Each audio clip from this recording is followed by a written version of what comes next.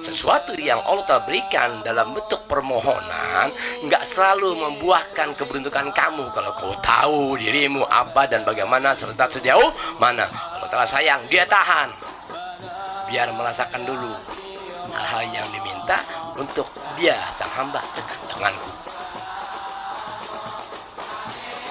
Kalau ente minta apa-apa Allah Ta'ala kasih, iya ente jauh sama Allah Ta'ala. Tapi berkah Allah Ta'ala tahan.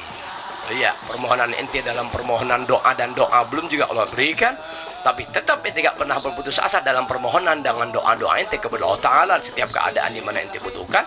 Iya, terjadilah kedekatan ente kepada Allah Ta'ala. Mana kedekatannya? Tuh ente minta dan minta dengan sangka baik. Itulah didikan yang paling mulia dan itulah anugerah Allah Ta'ala kepada hamba yang dicintainya.